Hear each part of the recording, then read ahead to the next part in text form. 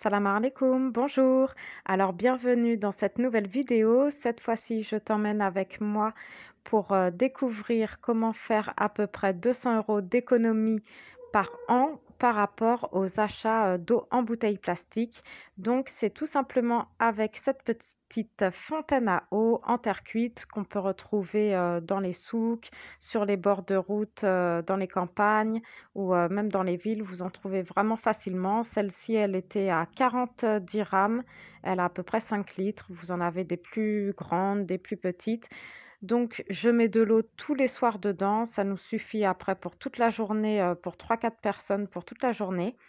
Et voilà, après je remplis, soit une bouteille pour quand on passe à table pour que ce soit plus pratique ou quand on a une petite soif comme ça dans la journée, on peut se servir, directement à la fontaine. Donc l'avantage de cette fontaine, c'est qu'avec la terre cuite, ça filtre l'eau et parce qu'on met directement l'eau du robinet dedans, ça change également le goût. Vraiment l'eau, elle est, le goût, il est super par rapport à quand on boit l'eau directement du robinet, elle a un goût, un peu bizarre.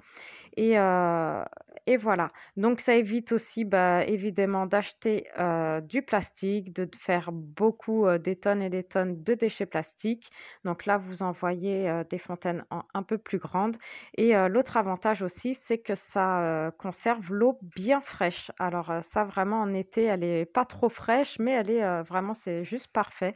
Ça garde l'eau, vraiment à température, très fraîche et même en été, c'est très agréable.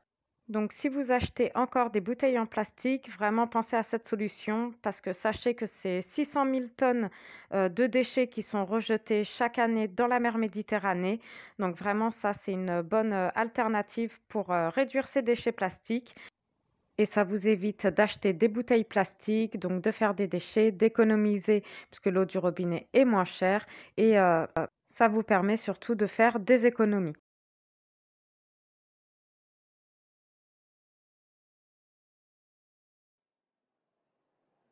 Donc vous le mettez dans un bocal comme ça, hein. Pareil pour les perles. Alors la Shunjit, oh là là, oh là là. Quelle polémique sur ce salon sur la Shunjit. Alors la Shunjit, pierre miraculeuse, pierre la plus vieille du monde, plus de 2 milliards d'années, lieu quasiment unique, Carélie du Sud, il y en a dans d'autres endroits mais pas avec les mêmes capacités, avec une capacité très très particulière de purification d'eau et de capacité à donner à l'eau des propriétés thérapeutiques uniques. Pourquoi? Parce que la Shunjit est la seule roche qui contient du nanocarbone, c'est-à-dire des fulérailles. On n'aura pas le temps de parler de la Shunjit aujourd'hui parce qu'il faudrait 2 heures pour commencer à aborder le thème. La seule chose que je pourrais dire, c'est que les scientifiques, je parle bien des scientifiques, je ne parle pas de radiesthésie, je ne parle pas de gens qui utilisent l'antenne de l'échelle. Les scientifiques ont testé cette roche en laboratoire, elle n'est pas radioactive. D'accord? D'autre part, certains, sur notre site, certaines personnes nous ont dit oh, j'ai appris qu'il y avait 4% d'aluminium, dans 5 ans j'aurai Alzheimer. D'accord? Dans l'argile, il y a aussi de l'aluminium. Les gens prennent le lait d'argile, se mettent de l'argile sur le corps depuis des millénaires, ils n'ont pas eu Alzheimer. Il y a une différence fondamentale entre le nanocarbone naturel et l'artificiel qu'on trouve dans les raquettes de tennis, les vélos des champions sportifs, champions du Tour de France, ou alors dans les pneus Michelin, d'accord, qui s'usent avec le temps, et on respire ce nanocarbone qui nous troue les poumons, mais là, personne ne crie. Mais pour le nanocarbone de la Shunjit, les gens disent faites attention, vous risquez votre vie. D'accord? Il faut remettre un peu les pendules à l'heure. Il y a une différence entre les processus naturels, l'aluminium naturel, et l'aluminium résultat d'un process industriel qui crée nos casseroles, qui crée nos fétous. Et là, ce n'est pas naturel et ça devient un danger pour la santé humaine. Et effectivement, pour Alzheimer, je ne parle pas de l'aluminium qui se trouve dans les vaccins. De toute façon, je laisse le soin des médias d'en parler. À mon avis, ça va exploser d'ici peu de temps. C'est la mode, des explosions de ce type. Donc la Shunjit, vous la mettez au fond d'un bocal et elle va libérer dans l'eau, on pourrait dire ces fullérenes, vous donnant une eau qui va soigner les maladies de peau, qui va soigner les maladies cardiovasculaires, etc., etc. Et c'est tellement sensationnel que les scientifiques ne comprennent pas. Ils disent on a fait ça, ça a soigné quelque chose, on ne sait pas comment ça marche. Et du fait qu'on ne sait pas comment ça marche, eh ben ça dérange beaucoup d'alternatives. Alors quand les scientifiques ne s'intéressent pas aux choses, ils sont contents. Quand les scientifiques s'intéressent aux choses, ils ne sont pas contents. Donc vous allez entendre de tout et rien sur la Shunji. Faites un essai. Essayez par vous-même, faites-vous votre opinion par vous-même, testez, et après, revenez en parler avec un certain nombre de personnes. D'accord?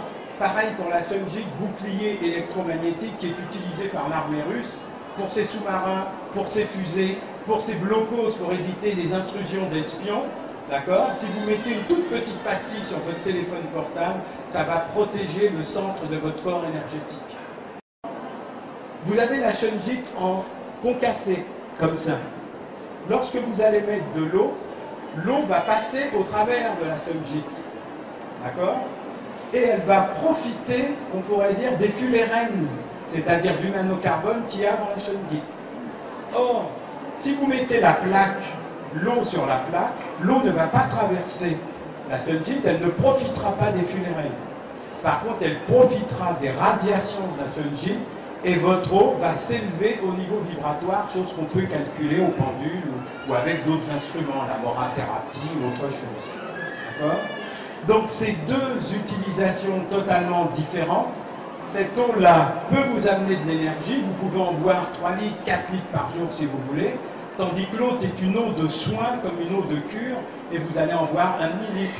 Et suivant vos besoins et ce que vous ressentez dans votre corps, vous pouvez augmenter plus ou moins. Alors, j'ai oublié de dire, madame est russe. Elle a été soignée par l'eau Chungit. Elle avait une leucémie, un cancer du sang. Et elle a été soignée par délavement colonique avec l'eau Chungit. On lui a fait boire l'eau Chungit, elle n'a plus de cancer.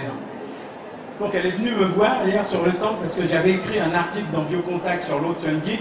Elle m'a embrassé, ça m'a fait plaisir. Ça m'a fait plaisir, elle m'a embrassé pour me remercier de la qualité de cet article. D'accord? Et elle m'a raconté son histoire. Ce que j'ai oublié de dire, c'est qu'effectivement, dans la Shunji, vous avez quasiment tout le tableau de Mendeleïev qui est transmis donc à l'eau. Je parle bien de la Shunji qui vient de Carélie du Sud. D'accord? Je ne parle pas des autres Shunji, je ne connais pas la composition.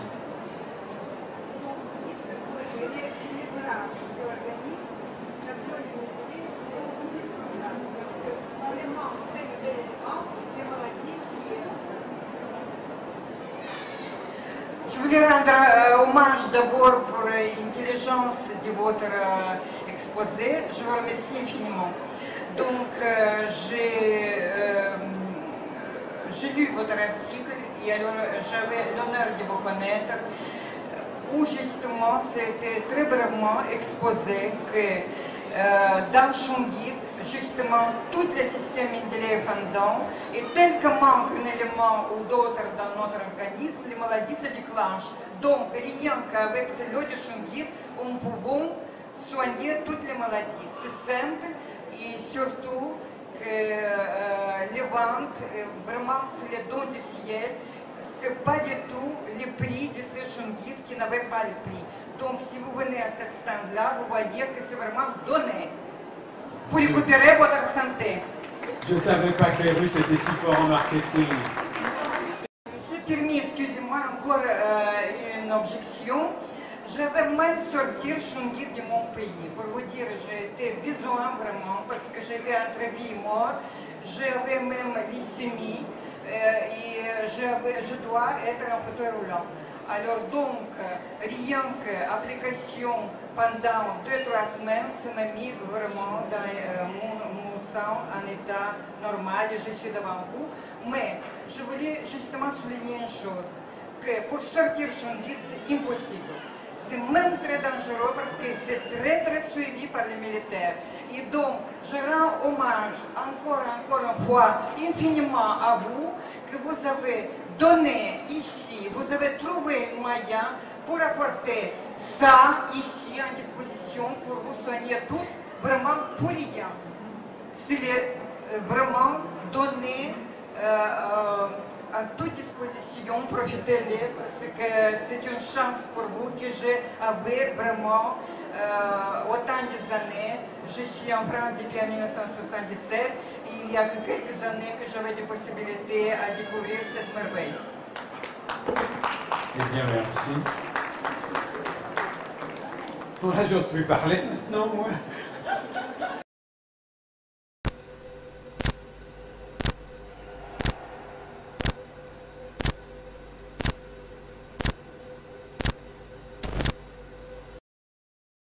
Salam alaikum, bonjour. Donc pour la fabrication du frigo du désert, vous aurez besoin de 2 pots en terre cuite, un grand et un plus petit. Et si vous avez, si possible, un couvercle, sinon c'est pas grave, on trouvera une autre solution. Et on aura aussi besoin de sable. Donc là, on a pris du sable de Tanger au Maroc. Et si vous avez des trous au fond des pots, il vous faudra bien les boucher. Donc le petit pot, il faudra qu'il soit bien propre, c'est là où vous allez mettre les aliments.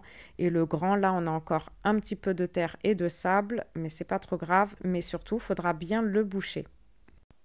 Donc pour commencer, vous allez devoir mettre un petit peu de sable au fond du pot. Donc légèrement, il faut que après le deuxième pot que l'on va mettre à l'intérieur soit au même niveau donc, que le grand. Donc pour la taille des pots, après vous pouvez très bien faire plus grand aussi. Donc nous on a choisi quand même une assez bonne taille. Donc on met le plus petit à l'intérieur et on essaye de bien le centrer. Et ensuite on va commencer à mettre du sable tout autour en essayant de ne pas en faire tomber à l'intérieur.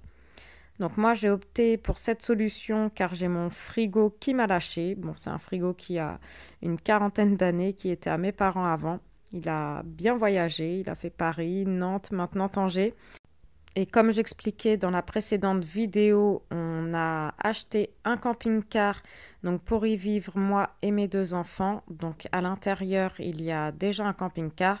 Donc en attendant de quitter mon logement, donc c'est pas utile de racheter un nouveau frigo pour quelques semaines. Donc c'est pour ça que j'ai décidé donc de faire, enfin plutôt ma fille Sohan, de fabriquer un frigo du désert, donc sans électricité, qui nous permettra de garder les aliments au frais. Donc par contre, on ne peut pas mettre dedans, donc c'est déconseillé de mettre de la viande, du poisson, mais pour tout ce qui est les fruits, les légumes, les sauces, là il y a du beurre, enfin voilà, là il n'y a pas de souci pour mettre à l'intérieur. Donc là, on est presque arrivé à faire tout le tour et arriver tout en haut. Donc on essaye de ne pas en faire trop tomber à l'intérieur. Bon, on essayera, on ramassera après. Donc une fois que vous serez arrivé tout en haut, il vous faudra humidifier donc tout le sable. Donc là, c'est presque fini. Donc c'est assez rapide à faire et c'est simple à faire. Donc moi, ma fille a beaucoup aimé le faire. Donc là, voici le rendu avec le sable entièrement rempli. Et donc ensuite, on va humidifier et cela va créer une évaporation au travers du pot qui va absorber la chaleur ambiante et celle des aliments. Et donc, ça va provoquer la diminution de la température. Et pour garder la fraîcheur, donc faudra bien sûr humidifier le sable dès que toute l'eau sera évaporée. Et aussi, si vous n'avez pas de couvercle pour mettre par-dessus, vous pouvez mettre un tissu humide qui là, il faudra aussi, dès que possible, le réhumidifier, que ça reste toujours humide. Donc là, on fait tout le tour pour arroser d'eau, donc que le sable soit bien humide partout. Et ensuite, vous pourrez tasser un petit peu. Donc attention aussi à ne pas faire tomber d'eau dans le pot. Et en tout cas, si vous n'avez pas forcément de viande, si vous n'achetez pas trop de viande, de poisson, c'est tout à fait possible de vivre sans frigo. Et ça vous fera aussi des sacrées économies d'électricité. Donc on l'appelle souvent le frigo du désert. Donc c'est un frigo écologique. Donc en plus les pots en terre cuite, c'est vraiment pas cher. Ici au Maroc, j'ai eu les 2 pots plus le couvercle pour 90 dirhams, donc ça fait à peu près 7 € pour le tout, et le sable que vous pouvez trouver sur une plage ou en jardinerie. Donc n'hésitez pas à dire en commentaire ce que vous pensez de ce frigo du désert et n'hésitez pas à liker et à vous abonner si ce n'est pas déjà fait.